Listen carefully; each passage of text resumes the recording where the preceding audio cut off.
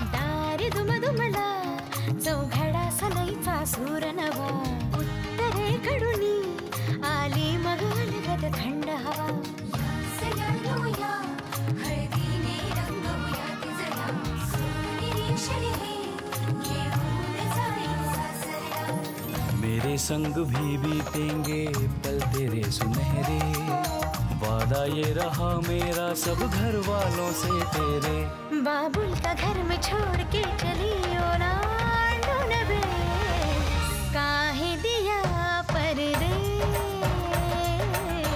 काहे दिया परदेस काहे दिया परदेस काहे दिया परदेस।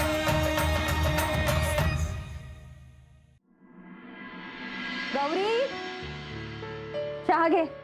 अगं वहिनी मी येतच होते। अगं ठीक आहे ग नची चहा ठेवलाय रे। हो आलो।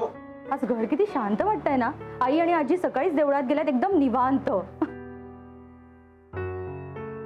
तुला काही खारी बिस्किट आणू का?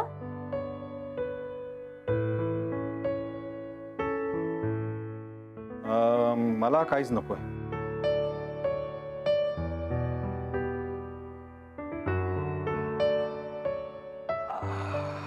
चहा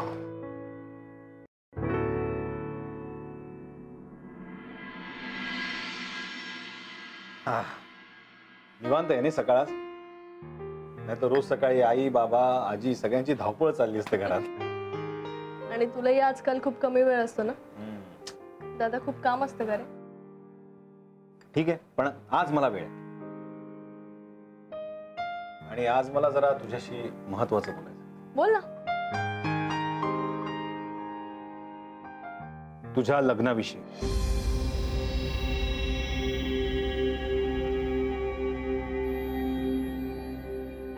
मला माहितीये गौरी हा विषय काढला की तू अनकम्फर्टेबल होतेस। मागे निशानी जेव्हा जेव्हा हा विषय बाबांसमोर काढला तेव्हा तेव्हा बाबा चिडले। तुला यात पडायची काही गरज नाही म्हणाले। एवढी काय घाई आहे असंही म्हणाले। पण एक गोष्ट सांगू, मला असं वाटतं की निशाला वाटणारी काळजी अगदी योग्य आहे। हे बघ गौरी, माझं आणि निशाचं या विषयावर अनेकदा बोलणं झालं। घरात इतरही सगळे बोलत असतील पण आपलं कधी बोलणंच झालं नाही। बाबांशी तर बोलायची काही सोयच नाहीये। तू लाडकी लेक आहेस ना त्यांची, त्यामुळे आमच्या दोघांचं मत बाबा ग्राह्य धरतील असं मला तरी वाटत नाही। पण तुझा मोठा भाऊ म्हणून एक गोष्ट सांगू? बोल। आता ना आपण आई बाबांची काळजी करण्याची वेळ आली।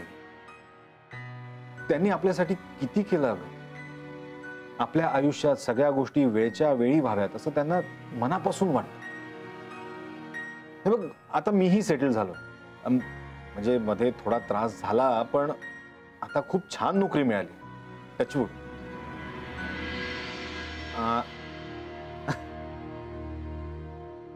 घरात बाकी सगळे खूप छान चाललंय, खुश आहेत ते। पण आत कुठेतरी त्यांना काळजी वाटतच असणार ना। मला सुद्धा खूप काळजी वाटते। मलाही असं वाटतं की तू खूप छान सेटल व्हावास। हे बघ गौरी, विकी प्रकरणामुळे तुला खूप त्रास झाला, आय नो। पण आता विसर ना सगळं, सोडून दे। झालं गेलं, संपलं सगळं। नव्याने सुरुवात कर। तुला जी काही स्थळं आली आहेत त्यातला कोणी तुला पसंत आहे?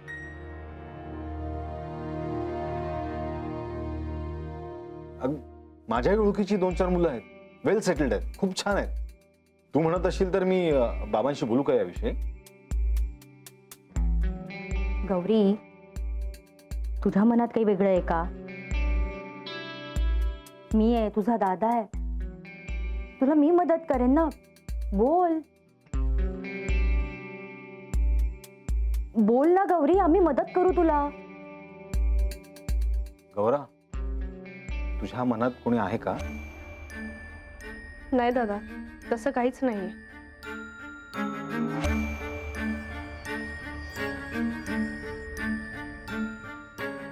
16, 17, चलो जल्दी करो, 18। नहीं जा रहा है ये, प्लीज टाइम प्लीज। वेणू तुम्हें कम से कम 100 बार मारना चाहिए। सो यापेक्षा जॉगिंगला गेलं असतं चाचा, ते बरं पडलं असतं। ये काय उठक बैठक में ना ये तकलीफ बहुत होती है। बेटा शुरू में तकलीफ होती है, बाद में आदत पड़ जाएगी। तुम्हें कम से कम ये एक्सरसाइज दिन में 4 घंटे करनी चाहिए। नहीं जाएगा, नहीं। अगर तू नहीं करेगा ना तुम्हारा कुछ नहीं हो सकता। चलो शुरू हो जाओ, चलो। ये बारिश के मौसम में ना तकलीफ ज्यादा होती है, जास्त घाम येतो। हे बघा ना, हे बाहेर किती भरून आलंय बघा ना। क्या? ये ढग आले हैं, बादल आ गए हैं, काले बादल आ गए हैं ना, ये तो डिहाइड्रेट पूरा बॉडी होता है। लगता है आज बारिश जम के होगी। हाँ बहुत होगी। तूफान भी आ सकता है। क्यों तूफान क्यों?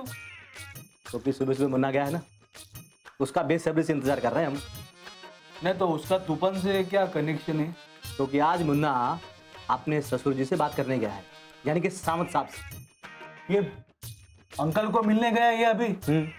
अयो ये अभी तूफान नहीं, अभी ये बाढ़, भूकंप, आग, ये सगड़ा आता येणार है। ऐसे कैसे गया? आपने उसको रोका नाही? मैं क्यों रोकता? मैंने उसे आशीर्वाद दिया। हे तुम्ही त्याला आशीर्वाद देऊ ना, सिंहाच्या गोव्यात टाकलाय माझ्या गरीब मित्राला। चाचा ऐसे कैसे चाचा हो उसके? रोकना चाहिए उसको। आपला अब तुम ऐसे कैसे दोस्त हो? तुम्हारा दोस्त प्रेम में आग के दरिया में डूबने को तैयार है।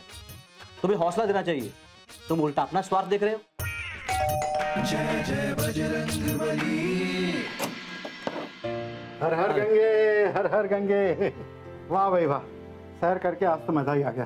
तो चल ये गर्मा गर्म कचौड़ियाँ और जलेबियाँ हैं, जरा तैयारी करो, हम अभी आते हैं। ठीक है भाई। मुन्ना तेरा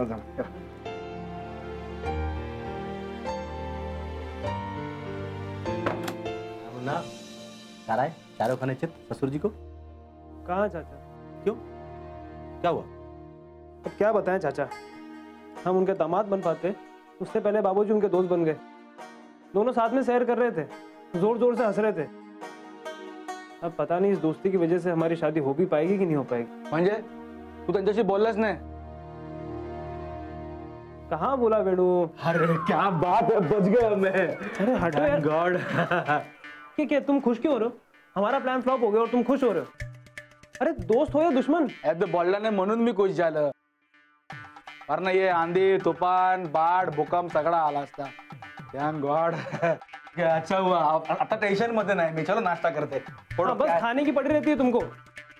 खबरदार जो ने खाना दिया तो हटाओ उसको। अरे मैंने क्या किया है? आपने क्या किया?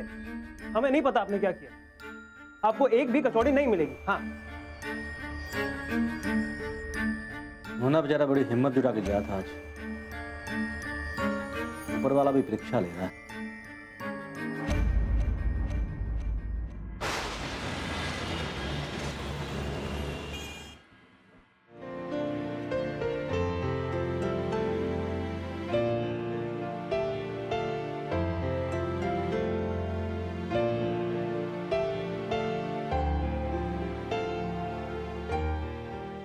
बाबा मला जरा तुमच्याशी महत्वाचं बोलायचं आहे। हा म्हणजे मला माहिती आहे की गौरीच्या लग्नाचा विषय जेव्हा जेव्हा निशाणी काढलात तेव्हा तेव्हा तुम्ही चिडलात, तुम्हाला ते आवडलं नाही। पण आज मला या विषयावर बोलायचं। मी स्वतः गौरीशी बोललोय बाबा। बरं मग बाबा, मला आणि निशाला गौरीच्या फ्युचरची खूप काळजी वाटते। म्हणजे अर्थात मलाही ती वाटतच असणार, आम्हाला माहिती आहे। पण म्हणजे आम्हाला दोघांना असं वाटतं की तिने लवकरात लवकर सेटल व्हावं, वेळेत तिचं सगळं व्यवस्थित व्हावं। म्हणजे माझ्या ओळखीची 2-3 मुलं आहेत, तर तुम्ही जर म्हणत असाल तर मी बोलू शकतो त्यांच्याशी। बोलू का? म्हणजे तू ओळखतोस का त्या मुलांना? अगं आई, आपल्याला जर इंटरेस्ट असेल तर मी भेटून घेईन ना। म्हणजे त्यांची सगळी माहिती आहे माझ्याकडे। हो का? मग फोटो वगैरे त्या मुलांचे? हो, पाठवायला सांगतो ना। म्हणजे आपण आधी गौरीला फोटोज दाखवू आणि मग नंतरच पुढे जाऊ ना। आणि मला विचारशील तर गौरी आपलं नक्की ऐकेल। आता तिला फक्त नीट समजवावं लागेल एवढंच। आणि शेवटी अरेंज मॅरेज मध्ये आपण काय बघतो, नोकरी, घर, फॅमिली हे सगळंच बघून आपण ठरवतो ना. बाकी आवडीनिवडी, सवयी हे तर हळूहळूच कळतं ना सगळं. आणि खरं सांगायचं तर आपली गौरी इतकी समजूतदार आहे, ती कुठेही सहज ऍडजस्ट होईल. म्हणून का तिला कुठे ऍडजस्ट करायला पाठवायचं?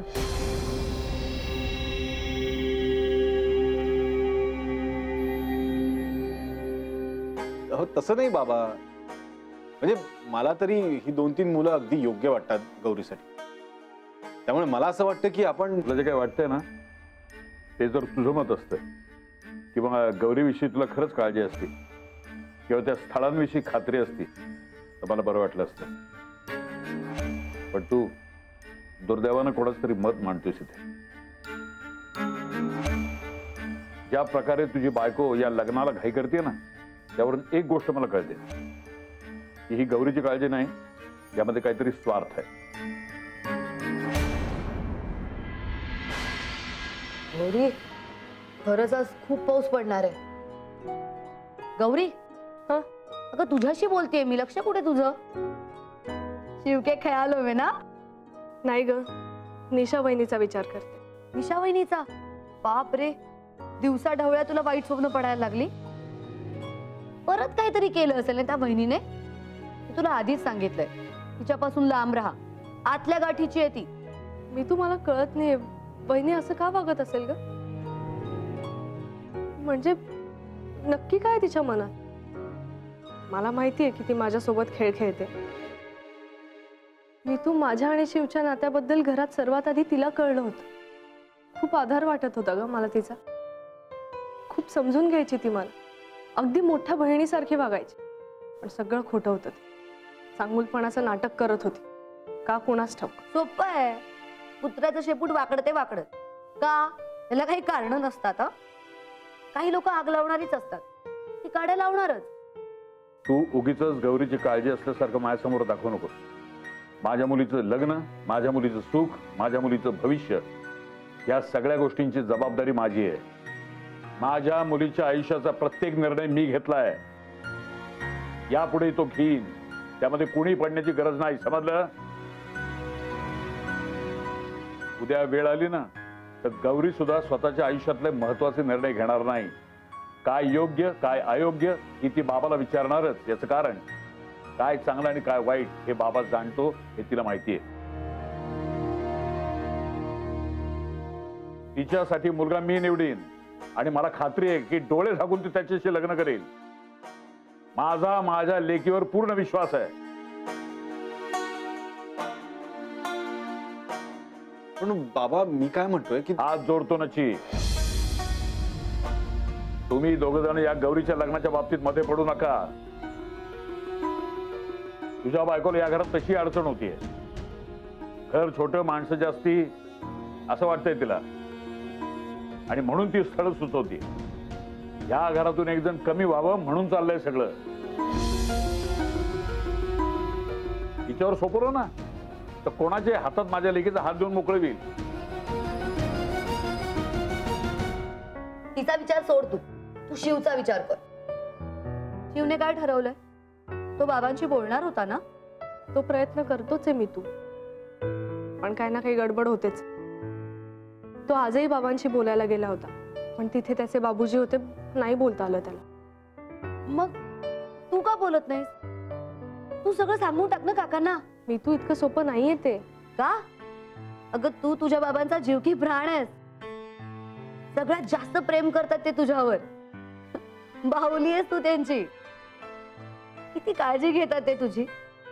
तुझं प्रेम ते समजू शकणार नाही. तुझा आनंद ज्या गोष्टीत आहे त्या गोष्टीच्या आड येतील ते नाही. आणि शिवला ते ओळखतात, त्यांना आवडतो तो. नाही असं नाही ना. मग का बोलत नाहीस तू?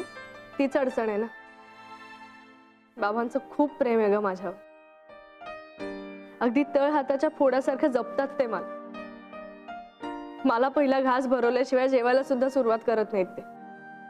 मी तू माझे बाबा जसे आहेत तसे नसते ना तर कदाचित मी त्यांना सगळं सांगून टाकलं असतं. मला काय हवंय ना हे त्यांना न सांगताच कळत.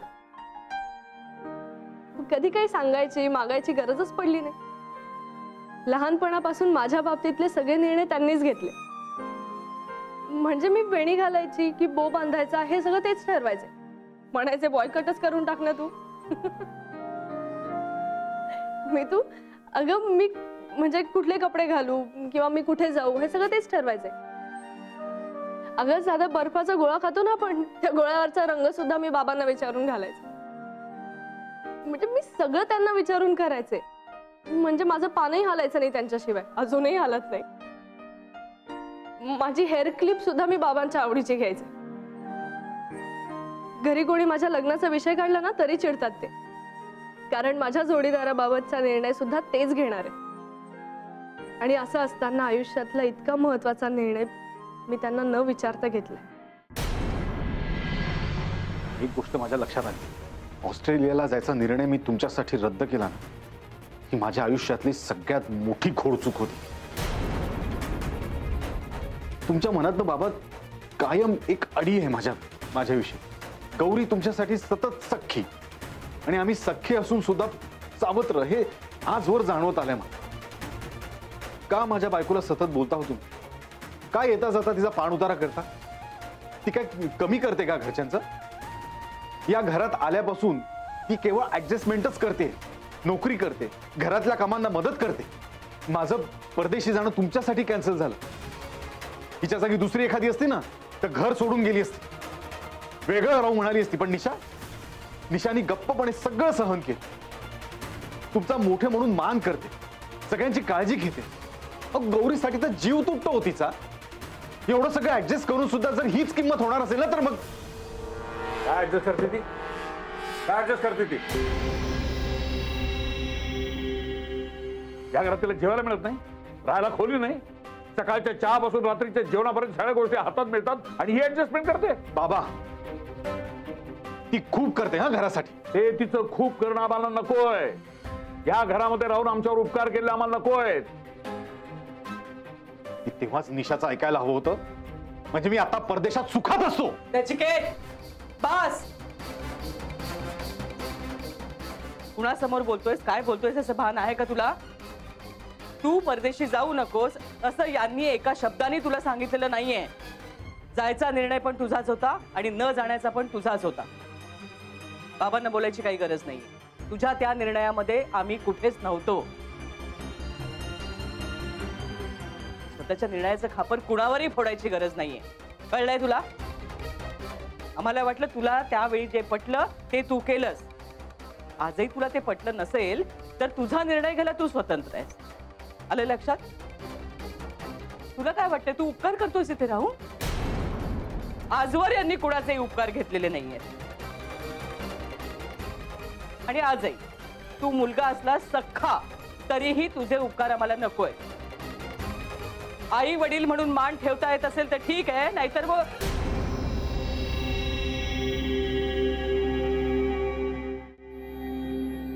हे बघ नचिकेत, यापुढे माझ्या समोर बाबांशी असं बोललेलं मी खपवून घेणार नाहीये.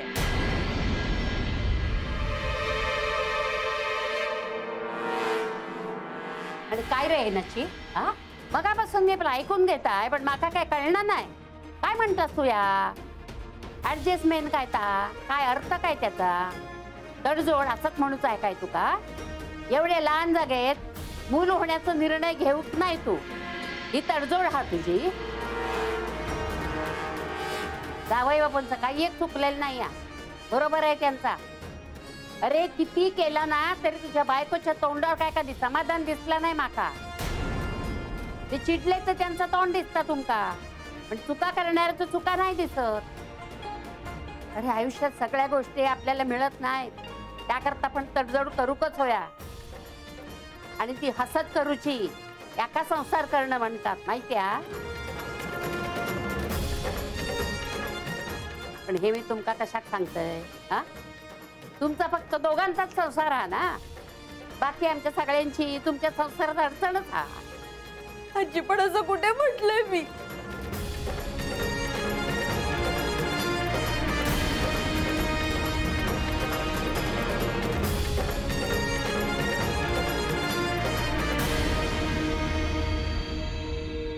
कशाला बोललीस तू तिला? बरोबर बोलतायत त्या, चुकतायत ते दोघं. आता उगाच समजूत काढायला जायचं नाही, तू सांगून ठेवतो तुला.